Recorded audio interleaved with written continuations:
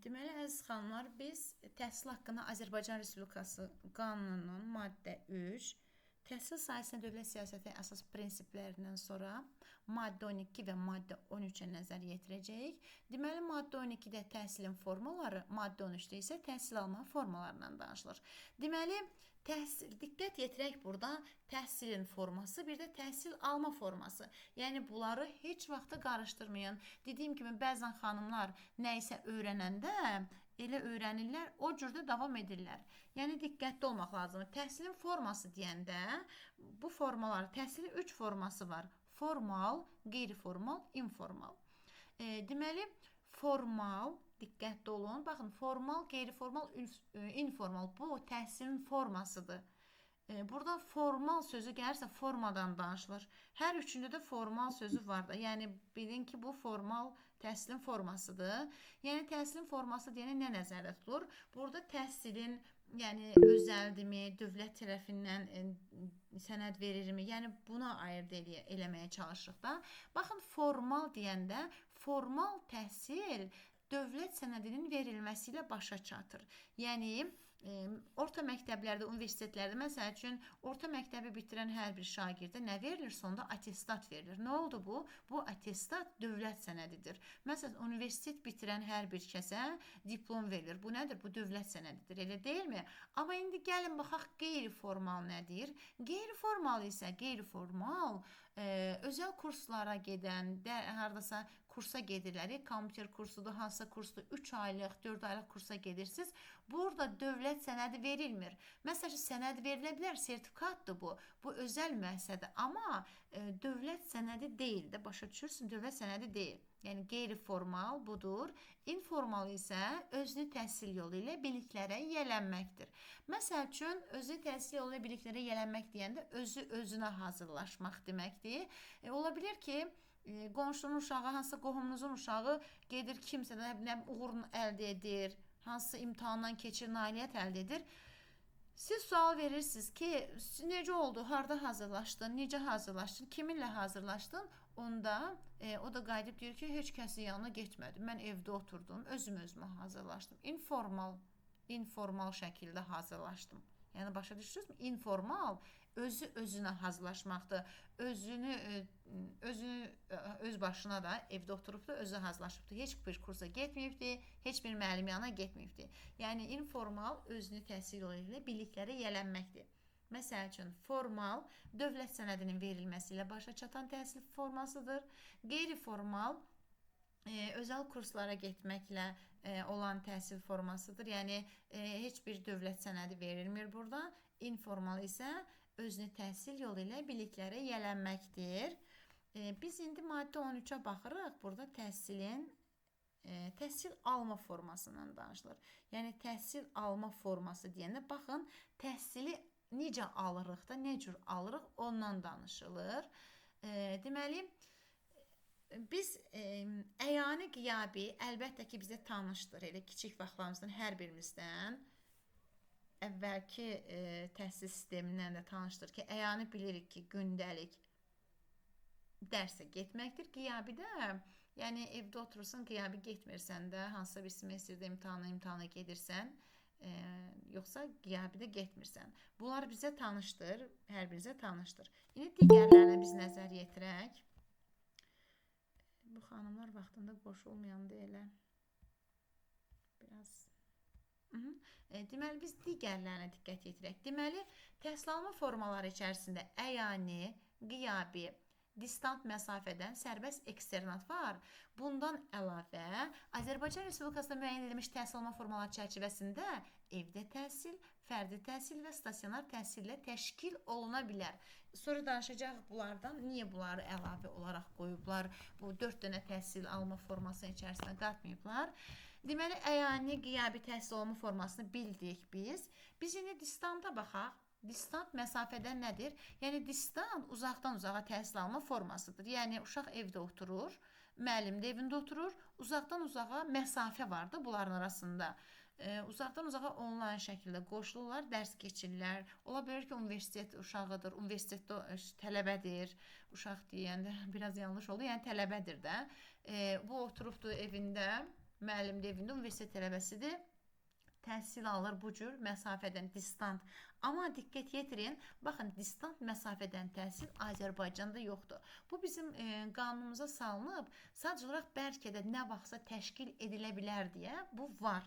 Hal-hazırda təhsil alma formaları içərisində distant məsafədən bu təhsil haqqında qanunun maddə 13-də göstərilir, amma Azərbaycanda yoxdur. Bu Türkiyədə var, bizdə yoxdur. Heç təsəvvürünüzə gəlsəz, heç bir belə universitet yoxdur. Heç bir rayon və kənd məktəbi həqiqətən yoxdur da. Amma bəlkə də nə vaxtsa gələcəkdə ola bilər deyə salınıb. Bir də bu nəzərinizə çatdırın. Bəlkə də deyə bilərsiniz ki, bəs 2020-ci ildə pandemiya dövründə bəs onda evdə dərs keçirdi uşaqlar. O distant təhsil deyil. O çarəsiz məcburiyyət qarşısında keçirilən dərslərdir. Yəni təhsildən geri qalmamaq üçün distant təhsil sırf 1-ci sinifdən 11-ci sinifə kimi evdə keçirilməlidir. Universitetdə də 5 illik də elə distant olaraqdan keçirilməlidir. Yəni distant məsafədən təhsil bu deməkdir ki, yəni uzaqdan uzağa təhsil alma formasıdır.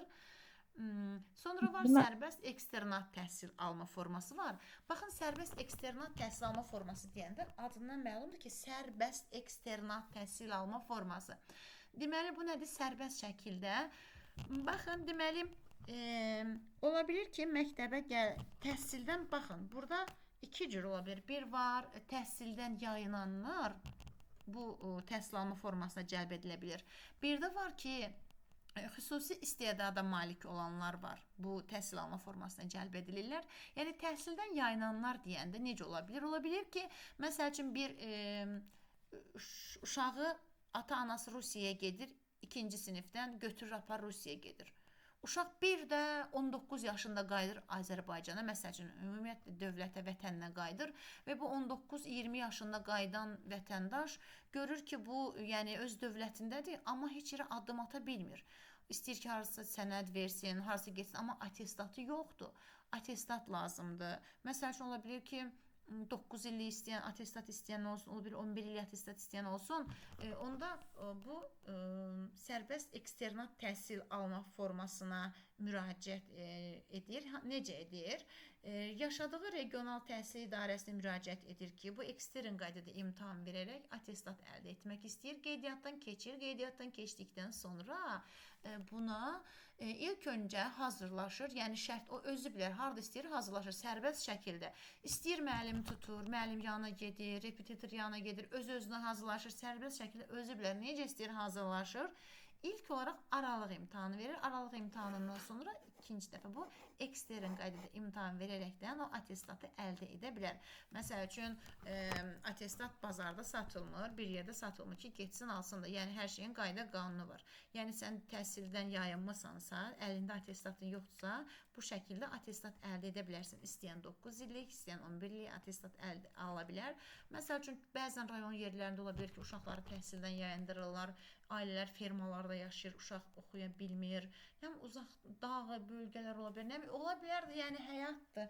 Hər an nələrsə baş verə bilir. Uşaq təhsildən yayınır, amma o gəlir 21-22 yaşına çatan axı artıq yetkin gənc olanda atestat olmadığı üçün hərəkət edə bilmir və mütləq şəkildə atestat istəyir və yəni atestat əldə etməyin yolu budur və sərbəst eksternat təhsil alma forması bu deməkdir. Biz indi gəldik, məsəl üçün demişdim ki, Azərbaycan Respublikasında müəyyən edilmiş təhsil alma formaları çərçivəsində evdə təhsil, fərdi təhsil və stasionar təhsil təşkil oluna bilər. İndi deyək görək, bu təhsil alma formaları niyə o biri təhsil alma formalarına qatılmayıb? Ona görə ki, məsəl üçün, bəlkə də elə məktəbdə, elə rayonda, elə kənddə evdə təhsilə cəlb ediləcək heç kəs yoxdur. Fərdi təhsilə cəlb ediləcək heç kəs yoxdur. Stasionar təhsilə cəlb ediləcək heç kəs yoxdur. Məsəl üçün, yoxdur da, yoxdur, olmayan bir şey necə cəlb edə bilərsən? Biz evdə təhsilə baxaq və fərdi təhsilə baxaq. Bəzən evdə təhsillə fərdi təhsilə qarışıq salırlar. Evdə təhsillə fərdi təhsil bambaşqa bir şeydir. Evdə təhsil budur ki, Evdə təhsil demək olar ki, sağlamlıq imkanları məhdud olan uşaqların evdə təhsilin təşkili formasıdır. Məsəl üçün bunları deyə fikirləşərsiniz ki, ha, xəstə uşaqlarda, bəli, biz bunu ürəyimizdə fikirləşə bilərik. Bəli, xəstədirlər bunlar. Sağlamlığı yerində deyil bunların. Amma o xəstə sözünü biz dilimizə gətirə bilmərik. Məsəl üçün ola bilər ki, hər hansı bir müsahibədə hardasa biz o evdə təhsildən danışarıqsa, evdə təhsil sualına cavab verəriksə, orada biz xəstə sözünü işlədəriksə, o bizə böyük bir irad tutula bilər. Olmaz. O sağlamlıq imkanları məhdud uşaqların evdə təhsilin təşkili formasıdır. Evdə təhsil alma forması. Yəni evdə təhsil alma formasında da xüsusi tibbi pedaqoji komissiyanın rəyinə əsasən evdə təhsilin təşkili qaydaları həyata keçirilir. Ola bilər, məsəl üçün hər kimsə deyir ki, mənim evladım sağlamlıq imkanı məhduddur. Mən bunu istəyirəm ki, evdə gəlsin, mənə dərs keçsin müəllimlər. Siz məktəbə yaşadığınız ərazidə məktəbə müraciət edə bilərsiniz, amma həmən məktəbin direktoru öz başına ora müəllim göndərə bilməz. Mütləq şəkildə ilk öncə tibbi pedaqoji komissiya uşağı müəyyənədən keçirməli, o rəy verməlidir. Mütləq şəkildə onun rəyinə əsasən sizə regional direktor tərəfindən sizə icazənizlə həmən məktəbdən evə müəllim gəlməlidir və evinizdə həmən uşağı təhsili davam etdirilməlidir. Məsəl üçün, o tibbi pedaqoji komissiya müəyyən xəstəliklər var ki, onlara məsəl üçün rəy verə bilir. Bəlkə də uşaqda elə bir xəstəlik var ki, ümumiyyətlə müəllim o yanına gedə bilməz. Yoluxucu xəstəliyi var. Ümumiyyətlə, məsəl üçün, bəlkə də onun kardır, kordur, yəni kordursa, bəlkə də ola bilər həmən məktəbdə müəllim olmayıb, bəlkə rayondan təşkil edilir, kordursa, eşitmə qabiliyyəti varsa, bəlkə başqa rayondan təşkil edilir, öz kəndi məktəbinə çətin olar ki, bu cür müəllimlər. Amma normal eşidirsə, görürsə, sadəcə olaraq əlində, ayağında qüsuru varsa, əlbəttə ki, öz məktəbində müəllim təşkil edilə bilir. Müəllim orada ayrıca oradan maaş götürə bilir də, oradan maaş ala bilir. Yəni, evdə təhsil deyəndə bir dəfəlik yadınızda qalsın ki, evdə təhsilin təşkili forması tibbi pedaqoji komissiyanın rəyinə əsasən təhsilin evdə təşkili formasıdır. Baxın, məsəl üçün bizdə, yəni dövlətimiz, yəni çox gözəl bir dövlətdə yaşayırıq, qəşəng zəmanədir, yəni müstəqil bir dövlətimizdə yaşayırıq. Ona görə ki, bizdə övladlarımıza, uşaqlarımıza hər tərəfli qayğı göstərir. İstəyir evdə təhsilə, fərdi təhsilə, hər tərəfli. Məsəl üçün, ola bilər ki, valideyndir də Allah heç kəsə göstərməsin, heç kəsin balası o cür olmasın. İndi qismətdir də, həyatdır da, Allah elə gətirir ki, bəzi insanların övladları dünyaya, sağlam dünyaya gələ bilmirlər. Hansı bir sağlamlıq imkanları məhdud olur, problemli olurlar. Onda da yəni o analar üçün çox böyük köməkdir ki, ana övladının məktəbə getmədiyini düşürür. Uşaq özü də evdə sıxılır, baxır ki, yəni addım ata bilmir, gedə bilmir. Ən azından evdə bu təhsilini davam etdirə bilir də. Məsəl üçün, ola bilər uşaq ümumiyyətlə yerindən tərpənə bilmir, nəsə problemi var, evdə təhsil ala bilir. Bir də sizə bunu deyim ki, bir də inklüziv təhsil var idi ki, bu da sağlamlıq imkanı məhdud olan uşaqlardır. Yəni bizim əlbəttə ki, çox gözəl dövlətdə yaşayırıq deyim ona görə ki, bunu inklüziv təhsilə cəlb olan uşaqlar da dövlət kənara eləmir. Bu da övladdır, bu da uşaqdır, bu da təhsil almaq istəyir. Amma məsəl üçün ayağı şikəstdir, qolu əyridir, gözü məsəl üçün çəpdir, demir sən tam olaraq evdə otur. Yəni bu əgər gələ bilirsə, gəlsin. Məsəl üçün hər sinifdə sinifin 2%-ni təşkil edə bilər. Məsəl üçün hər sinifdə 2 uşaq ola bilər ki, inklüziv təhsilə cəlb edilə bilir. Ola bilər ayağı axsıyır, qolu şikəsti nədir? Bəzən də ola bilər ki, bəzi mən müəssisələrdə görmüşəm ki, şikəstliyi olan insanlar daha savadlıdırlar, daha bacarıqlıdırlar. Yəni, nə olsun ki, bunların bu tərəfdən sağlamlıq imkanları biraz problem var, amma zəkası, düşüncəsi o qədər düşüncəlidir. Məsəl üçün, mən bir xanım tanıyıram, inanırsınız, gözünün görmə qabiliyyəti 2%-dir. Mən o xanımla işləyirəm, yəni, mən inanmaz o insanın savadına heyran oluram. İnsanın cümlə quruluşu, özü turizm nəyin bitirib deyəsən, yəni mən insanla münasibət quranda həqiqətən çox nə oluram, yəni təlimlərimə həmişə qatılır. O cümlə qurmağı, danışmağı, inan özü də o qədər belə baxanda adamın yazıq gəlir, telefona nətər dirəşir, baxır, görmür də, göz görmür. Yəni insanla görürsüz nə dərəcədə Yəni bacarıq var, qabiliyyət var. Yəni inklüziv təhsilə cəlb olunan uşaqlarda o demək deyil ki, bacarıqsızdır. Sadəcə olaraq onlar yəni Allah elə yaradıb da onların yəni o demək deyil ki, təhsilə cəlb edilməsinlər. Məsəl üçün biz evdə təhsildən danışdıq. İndi keçirik fərdi təhsilə. Fərdi təhsil nə idi? Baxın, çox xanımlar fərdi təhsilin evdə təhsilə qarışıq salırlar. Fərdi təhsil bambaşqa bir şeydir. Fərdi təhsillə sərbəst təhsildə mən biraz bənzərliyini sizə deyəcəm. Fərdi təhsildə budur ki, fərdi təhsildə xüsusi istedadı olanlardır. Bunlar da təhsildən yayınanlardır. İndi gəlin biz diqqət yetirək. Təhsildən yayınanlar necə? Məsəl üçün fərdi təhsildə belə deyə bilər ki, fərdi təhsilə yalnız 8 yaşından yuxarı uşaqlar cəlb edilir. Fərdi təhsilə. Yenə də ola bilər ki, valideyn övladını götürür, harasa aparır, məktəbə qoymur, ümumiyyətlə məktəbə qoymur. Ola bilər ki, 1-ci sinifdən çıxarır, harasa aparır. Yəni fərdi təhsil 8 yaşından başlayır, düz 8-ci sinifə kimi oxuya bilir fərdi təhsil alma formasında. 8-ci sinifdən o yana uşaq orada oxuya bilməz. Orada bitir bunun təhsili. Bu 8-ci sinifdə bunun fərdi təhsili bitdikdən sonra yenə bu stasionar formada üzr istəyirəm, stasionar deyil, sərbəst formada hazırlaşır, ekstern qaydada imtahan verir və 9 illik attestat ala bilir bu fərdi təhsilə cəlb edilən. Bir də var idi ki, xüsusi istedada malik uşaqlar dedik ki, bəli, məktəblərdə olur ki, xüsusi istedada malik uşaqlar fərdi təhsilə cəlb edilə bilirlər. Baxın, sərbəst eksternatda dedik ki, xüsusi istedada malik olan uşaqlar təhsili vaxtından əvvəl bitirə bilirlər. Ya atlaya bilirlər sinifləri. Fərdi təhsildə isə xüsusi istedada malik uşaqları fərdi təhsilə cəlb edirlər. Deməli, burada sərbəst eksternat təhsillə fərdi təhsildə deyirik ki, həm təhsildən yayınanlardır, həm xüsusi istedada malik uşaqlardır. Deməli, sərbəst eksternat təhsildə təhsildən yayınanlar yalnız attestat almaq üçün müraciət edə bilirlər. Ya başa düşürsünüz xanımlar? Attestat almaq üçün müraciət edə bilirlər. Amma fərdi təhsilə cəlb edilənlər isə, baxın, burada da təhsildən yayınanlardır, yalnız orta məktəbi 8-ci sinifə oxumaq üçün cəlb edilirlər. Məsəl üçün, sərbəst eksternat təhsildə xüsusi istedadı olanları onlar vaxtından əvvəl bitirmə imkanı yaradırlar. Amma fərdi təhsildə xüsusi istedadı olanları fərdi təhsilə cəlb edirlər. Yəni, bu fərdi təhsillə evdə təhsilə qarışdırmırıq. Bunlar başqa-başqa şeylərdir. Fərdi təhsilə maşallah sağlam, heç bir problemi olmayan, sadəcə təhsildən yayınanlar və təhsildən daha öndə gedənlər cəlb edilir. Amma evdə təhsilə xüsusi sağlamlıq imkanları məhdud olan uşaqları cəlb edirlər. Bir də biz gəldik stasionar təhsilə. Stasionar təhsilə nəzər yetirək, stasionar təhsil alma formasından danışırıq. Deməli, hər hansı bir uşaq xəstə olur.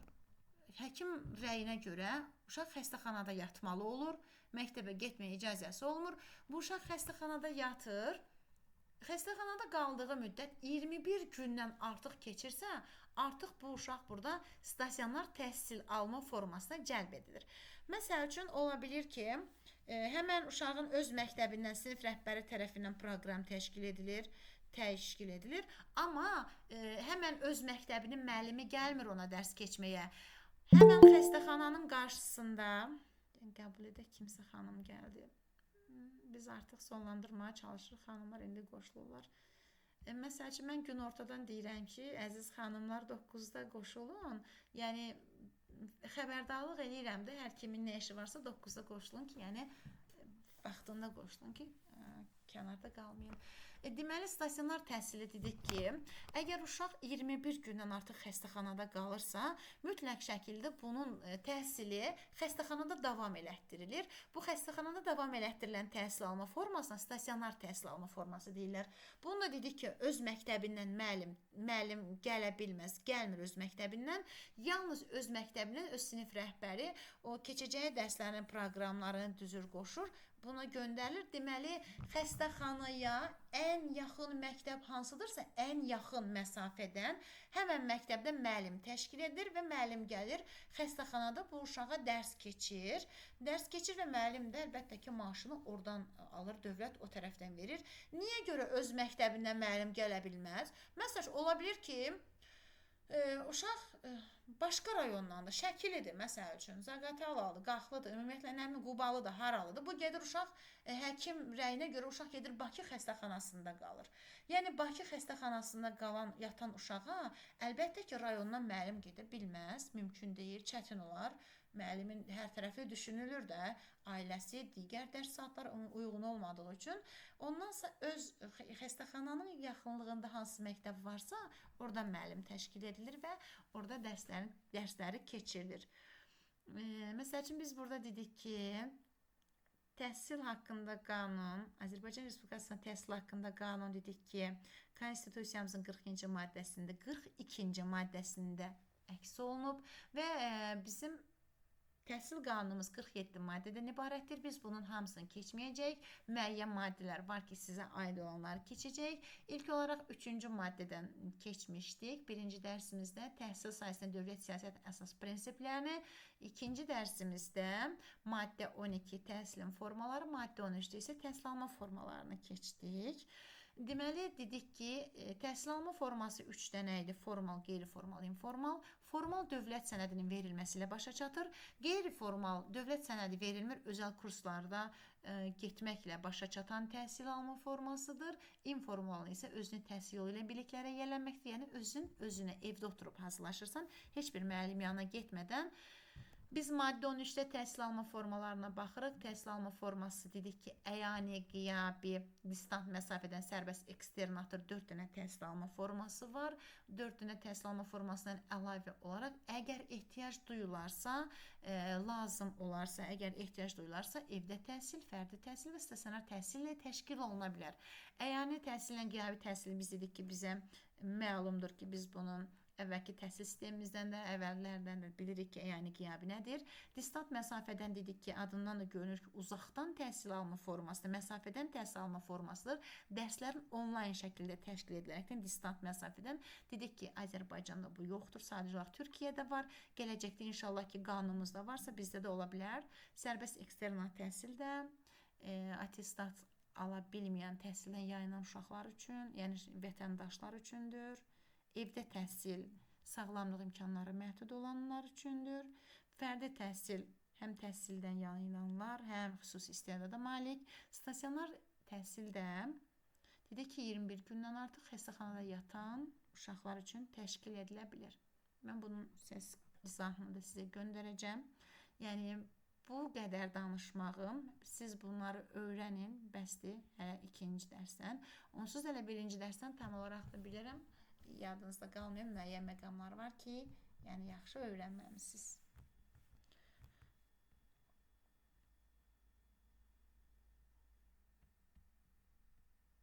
Buyurun xanımlar, nəsə sualınız varsa verə bilərsiniz indi. Məsəl üçün, mən hər zaman sualları verməyə axıra saxlayıram. Ona görə ki, ilk başlanğıcdan kimsə sual verib, kimisə nətər deyim, yəni yorğun, arğın qoşulan xanımlardır, istəyir ki, dərsi dinləsin, dərsə qulaq assın. Ona görə heç kəs istəmirəm, ilk başdan sual versin. Ona görə deyirəm ki, kimin nə sualı varsa, axırda verin. İndi bizim dərsimiz bitdi. İstəyəniz çıxa bilərsiniz, istəyəniz sual verə bilərsiniz, sualları dinləyə bilərsiniz. Bu sizin öz şəxsi fikrinizdir. Məsəl üçün, nəyə hazırlaşırsınız? Sizin hansı ixtisassız kitabxanaçılar, uşaq bilir, yəni necə elə bilərsiniz? Yəni, mən bunu deyim ki, məktəblərdə katibə, uşaq biliyi təşkilatı rəhbəri, bir də laboranta heç bir ixtisas, staj tələb etmir. Atestatla hər bir kəs buna sənəd verir və imtahanda iştirak edə bilər. Əlavə suallarınız varsa, buyurun, verə bilərsiniz.